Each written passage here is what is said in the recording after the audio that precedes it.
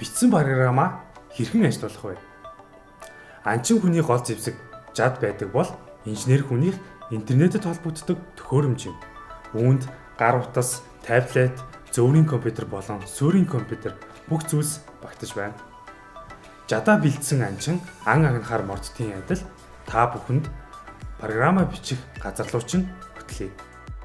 Интернет хөтчөөрөө hackerrank.com Nest дундуур зураас нэг хаяг руу ороод sign up буюу өөрийн овог нэр, имэйл хаяг, нууц үгээ зохион бүртгүүлнэ.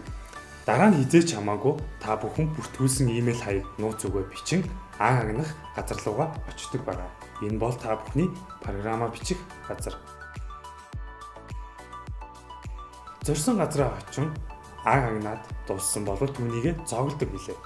Үүнийг бид бүтээсэн програмаа хэрэглэхтэй адил ойлгож болно. Тест хэсгийг идэвхжүүлж өмнөх хичээл дээр үзсэн худалдан авахчийн програмыг ажилуулан худалдан авахч хэдэн килограммаа авах тоогоо оруулдаг байна. Run хэсгээр компьютерээ ажилуулан төлөх өмнгийн дүнгээ харж байна. Програмаа өөр хүнээр хэрэглүүлж зөв болсон хэсгээ шалгуулахыг хүсвэл submit очийг дардаг байна. Дэлгүүр худалдан авалтандаа 20,000 төгрөгөөс дээш бол 20%, түүнээс доош бол 10% хямдрал зарласан. Үүний тулд худалдагч үнийн дүнг буюу тооцоогоо 20,000 төгрөгтөө жишин, түүнээс их бол 20% хямдрал, үгүй бол 10% хямдралыг дахин тооцоолох нэмэлт ажил гарч байна. Компьютер биднэрт үүнийг нөхцөл тушаал буюу if-ийг ашиглан хэрэгжүүлж болдог. За дараагийн өөрчлөлт бол дэлгүүрийн худалдагч нэг өдөрт 20 хүнд үйлчлүүлээд хаалгаа барьдаг байна. Тэгвэл үүнийг компьютерт нөхцөл тушаал өгөн заавар өгөхийг луп буюу давталт хэмээн нэрлэдэг. Давталт нь 3 хэсгээс тогтно.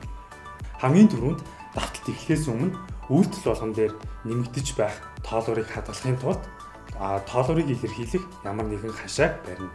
Мэдээж түүний утга тэгээр эхэлнэ. Дараа нь үйлдэл хийж байх нөхцөл. Хамгийн сүүлд давталтын дотроо тоолуураа нэмэгдүүлэх үйлдэл.